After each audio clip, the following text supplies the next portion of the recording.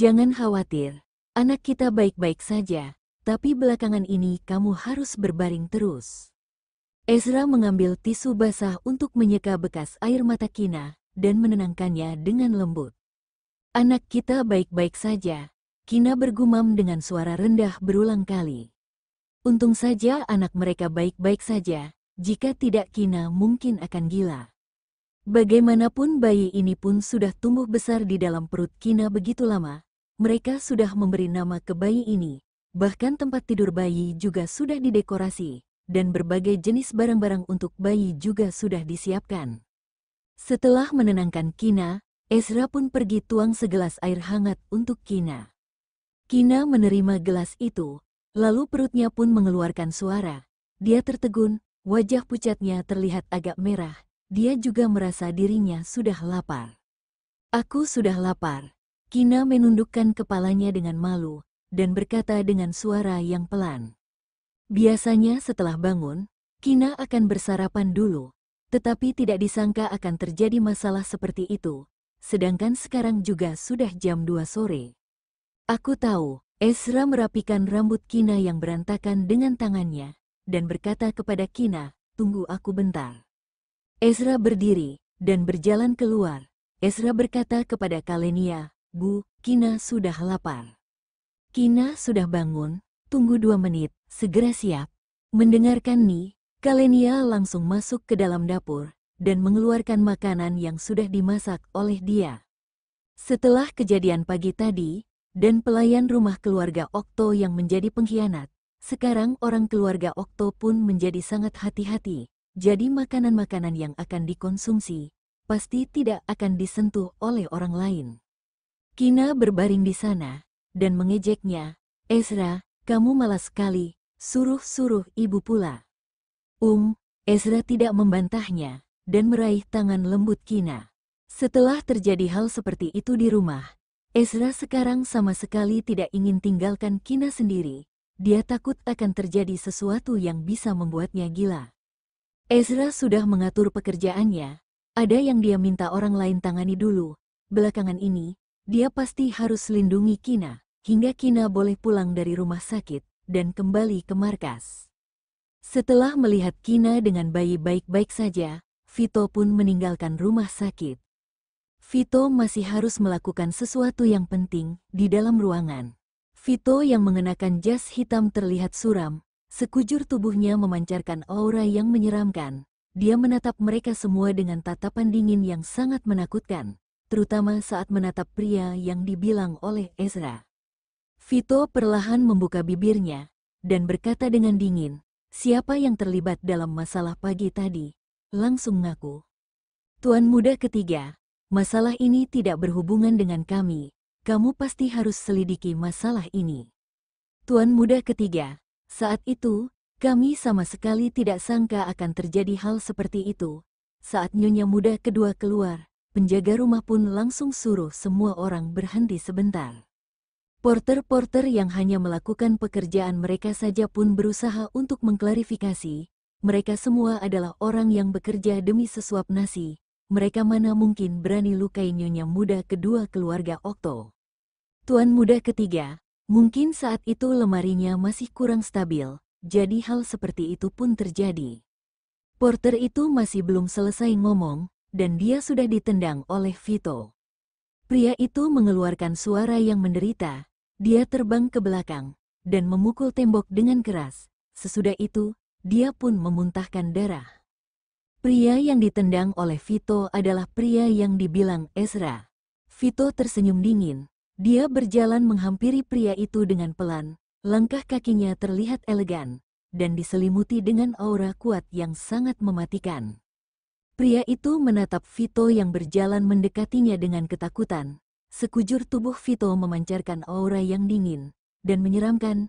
Ini membuat pria itu seolah-olah seperti melihat seorang setan yang sedang membunuh orang. Bahkan setan tersebut masih memegang sebuah pedang yang terdapat darah.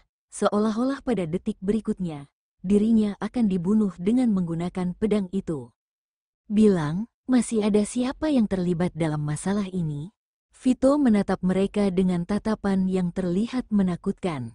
Selesai ngomong, Vito menatap mereka semua, Ini pun membuat mereka semua menunduk dengan ketakutan, dan mundur 2 langkah ke belakang. Mereka semua takut pada detik selanjutnya akan menjadi mayat yang sudah dibunuh oleh Vito. Tuan muda ketiga, apa maksudnya? Aku tidak bersalah. Aku tidak berniat lukai nyonya muda kedua. Kamu harus selidiki dengan baik. Pria itu berteriak dengan sekujur tubuhnya yang terus bergemetaran. Pasti tidak boleh ngaku, jika tidak, dirinya pasti akan langsung mati, tidak bersalah.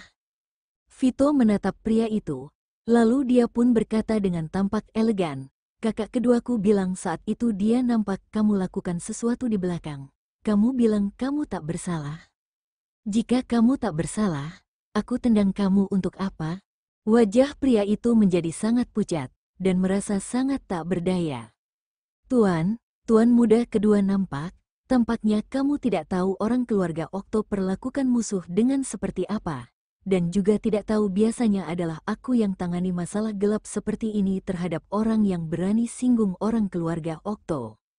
Vito menerima sarung tangan dari bawahannya, dan mengenakan sarung tangan itu dengan tampak elegan. Kalau gitu, hari ini aku harus tunjukkan kekuatanku ke kalian semua. Setelah semua porter yang ada di sana mendengarkan omongan Vito, meskipun mereka tidak terlibat dalam masalah itu, mereka juga takut pria ini akan membunuh mereka semua. Mereka pernah mendengar jika sosok yang kaya mau musnahkan seseorang dari dunia ini adalah sebuah hal gampang. Bahkan pihak kepolisian juga tak berani selidiki. Pada akhirnya, orang yang mati itu akan dilaporkan dengan keterangan hilang. Terutama adalah keluarga militer dan pebisnis seperti keluarga Okto. Jika keluarga Okto mau mereka semua hilang, tampaknya pun tidak terdapat orang yang berani selidiki. Jika diselidiki, juga tidak akan menemukan jejak apapun. Vito menatap beberapa penjaga yang ada di belakangnya. 2 penjaga yang berpostur tubuh kekar pun langsung maju ke depan dan mengangkat pria yang sedang berbaring di bawah. Suaranya terlalu tidak enak didengar. Aku tidak berharap saat aku beraksi, telingaku dirusak oleh suara seperti itu. Vito membalikkan tubuhnya. Dia menerima jas putih dari penjaga dan mengenakannya. Sesudah itu, Vito mulai memilih alat penyiksaan yang ada di atas meja dengan serius. Alat penyiksaan yang ada di atas meja sangat banyak. Jika salah satu alat penyiksaan itu digunakan untuk menghukum seseorang, orang itu pasti tidak pernah akan melupakan rasanya itu seperti apa dalam seumur hidup ini. Mendengarkan itu, penjaga pun langsung plester mulut pria itu. Akhirnya, Vito memilih sebuah alat penyiksaan dan berjalan ke hadapan pria itu. Biasanya orang-orang bilang 10 jari kita bersatu dengan hati. Sekarang aku juga mau kamu tahu apa yang dirasakan oleh kakak keduaku pada saat itu. Vito berkata dengan wajah yang tampak kejam, lalu dia pun perlahan-lahan membuka alat itu. Sebelumnya, Vito tidak pernah mendengar suara kakak keduanya yang terdengar begitu panik, sakit hati, dan tidak berdaya. Tadi di ruang tamu bawah, Vito pun pertama kali mendengarkannya, seolah-olah seperti satu dunia ini akan hancur. Untung saja, kakak ipar Kina dengan bayinya baik-baik saja. Orang-orang keluarga Okto sangat bersatu dalam melawan musuh. Semenjak keluarga Okto berjaya, juga tidak pernah terjadi hal seperti saling menjebak, merebut kekuasaan, dan merebut harta dalam keluarga mereka. Meskipun biasanya Vito harus dengarkan perintah Ezra, tetapi hubungan Vito dengan kakak keduanya sangat baik. Bahkan Vito pun bersedia mengorbankan nyawanya untuk kakak keduanya. Mengenai orang yang melukai istri dan anak kakak keduanya, Vito pun merasa sangat marah.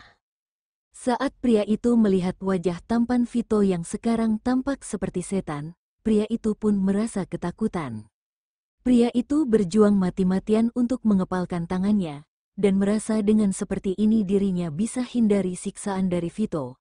Hanya saja penjaga Tane pun menekan salah satu titik di tangannya. Kemudian, pria itu pun merasa kesakitan dan langsung membuka kedua tangannya. Vito dengan wajah yang dingin pun mengerucutkan bibirnya. Dia meletakkan alat siksaan di jari pria itu dengan tanpa merasa ragu. Kemudian suara jari tangan yang patah pun terdengar. Pria itu ditahan oleh penjaga Tane, jadi pria itu sama sekali tidak melawan. mulutnya diplester, jadi pria itu juga tidak bisa menjerit kesakitan, dan hanya bisa bergumam dengan tampak menderita. Wajahnya yang sudah pucat, seketika pun tampak seperti mayat, air mata dengan keringat dinginnya pun terus menetes dari wajahnya. Vito tampak tetap tenang, dia melepaskan alat siksaan itu, sedangkan jas putihnya pun terdapat bekas noda darah. Vito pun mengambil segenggam garam, dan menaburkan garam yang diambil oleh dia ke jari pria itu yang sedang berdarah. Pria itu yang mendapatkan siksaan menderita seperti ini pun berusaha untuk melawan penjaga Tane, hanya saja tidak peduli seberapa besar tenaga yang dikeluarkan oleh dia pun tidak bisa melarikan diri, kemudian di bawah tanah pun terdapat air kencing. Saat orang-orang di sana melihat adegan kejam yang menakutkan ini, mereka semua pun ketakutan, dan terlihat semakin pucat. Aku bilang sekali lagi, ada siapa lagi yang terlibat? Mungkin kalau suasana hati aku lagi baik, kalian tidak akan terlalu menderita. Tapi setelah aku dapatkan jawaban yang aku mau dari mulut sampah ini, siksaannya hanya akan lebih menderita daripada yang dirasakan sampah ini. Vito menatap mereka semua, dan berkata dengan pelan. Kemudian, Vito mengganti alat siksaan lain. Dalam waktu yang singkat, jari kedua pria itu hancur. Kali ini jari pria itu dituang dengan minyak cabai setan. Seketika wajah pucat pria itu pun langsung berubah jadi merah. Tampaknya pun sudah hampir pingsan. Melihat pria itu sudah tidak bisa menahan lagi, penjaga Tane pun langsung menyiram seember air dingin ke pria itu, dan menyuntik zat stimulan ke pria itu. Sesudah itu, pria itu pun langsung menjadi semangat. Wajah pria itu pun langsung berubah, dan bergumam kesakitan di sana. Kemudian Vito pun lanjut menghukumnya. Di antara porter yang ada di sana, juga ada yang penakut. Mereka tidak berani menyaksikan adegan yang begitu menakutkan. Mereka berjongkok dengan sambil bergemetaran di sana. Mereka juga memejamkan kedua mata mereka dengan sambil mengepalkan kedua tangan mereka. Dari sekumpulan orang itu, terdapat seseorang yang melihat Vito dengan beberapa penjaga Tane itu memusatkan perhatian mereka untuk menyiksa pria itu. Sedangkan pintu ruangan pun terbuka lebar, dan tidak ada yang mengawal di sana. Jadi orang itu pun bergerak perlahan menuju ke arah pintu dengan hati-hati. Vito meliriknya, dan tersenyum dingin, tapi dia pun tetap lanjut untuk menyiksa pria itu. Orang itu menarik nafas, lalu dia pun menggunakan semua tenaganya untuk lari ke arah pintu. Orang itu baru sampai di depan pintu, dia tiba-tiba merasa punggungnya sangat sakit, lalu dia pun langsung terbang keluar. Detik sebelumnya, mereka semua masih melihat Vito sedang menyiksa pria itu. Dalam seketika Vito pun sudah berdiri di depan pintu, bahkan mereka masih belum sempat melihat serangan apa yang sudah dilakukan oleh Vito, dan orang itu pun sudah terbang. Vito mengerutkan keningnya, lalu dia berjalan keluar dengan santai, dan berjalan ke samping pria yang sedang berbaring di luar. Pria itu juga seperti pria tadi yang menatap Vito dengan penuh ketakutan. Melihat Vito tidak melakukan apapun, dan hanya menatap dirinya dari atas, pria itu pun berusaha untuk bangkit. Dia sama sekali tidak ingin sia-siakan kesempatan yang bisa kabur dari tempat ini. Pria itu baru berdiri saja. Vito pun mundur 2 langkah ke belakang. Dia masih belum sempat memikirkan apa yang hendak dilakukan oleh Vito. Detik berikutnya, dia pun ditendang oleh Vito ke dalam ruangan tadi lagi. Dia terjatuh ke bawah, dan berguling di bawah. Pada waktu yang bersamaan, dia juga sudah pingsan. Vito berjalan ke dalam, dan menyapu debu yang ada di celananya. Sesudah itu, dia menatap mereka, dan berkata dengan tampak menyesal. Kekuatanku berkurang, kok tidak bisa tendang kamu sampai ke tembok. Orang-orang yang ada di sana pun merasa sungguh menakutkan. Jika Vito lahir di zaman dahulu, dia pasti merupakan sosok dewa perang yang sangat kejam. Lahir di zaman sekarang tampaknya juga tidak terdapat kesempatan yang baik untuk biarkan dia menunjukkan kekuatannya. Vito melihat mereka semua dengan dingin. Masih ada? Langsung ngaku saja. Setidaknya siksaan kalian tidak akan sekejam tadi. Semua orang berdiri di sana, dan tidak berani bergerak, bahkan mereka pun tidak berani menghembuskan nafas. Vito pun lanjut menyiksa pria itu, meskipun pria itu meminta ampun, dan bergumam dengan tujuan untuk mengatakan dia bersedia memberitahu Vito siapa pelaku yang ada di belakang. Hanya saja Vito tetap tidak mau berhenti. Hingga pria itu penuh dengan luka, dan hampir mati, Vito baru berhenti. Penjaga Tane pun menyuntik zat stimulan ke pria itu lagi, dan menyobek plester yang ada di mulutnya. Bilang, masih ada siapa, dan juga siapa pelaku yang ada di belakang kalian. Vito duduk di kursi yang ada di samping, dan melepaskan sarung tangan yang ada di tangannya, seolah-olah seperti baru selesai bermain golf. Dia duduk santai di sana dengan sambil menyilangkan kedua kakinya. Dia juga meminum kopi yang baru selesai dibuat, dan melihat pria itu dengan tajam. Tidak ada orang lain lagi, hanya kami berdua. Wajah pria itu terlihat sangat menderita, dan dia pun berkata dengan sambil menggelengkan kepalanya. Yakin? Vito menatapnya dengan tajam. Sebaiknya kamu jangan bohong aku, jika tidak. Aku akan obati kamu dulu. Lalu aku akan biarkan kamu rasakan apa yang dinamakan penderitaan sesungguhnya di dunia ini. Perkataan Vito membuat sekujur tubuh pria itu bergemetaran dan hampir pingsan. Tidak ada lagi. Benar, ada orang yang berikan 10 miliar ke kami, agar kami manfaatkan kesempatan hari ini untuk lukai nyonya muda kedua. Pria itu pun langsung mengungkapkan semuanya.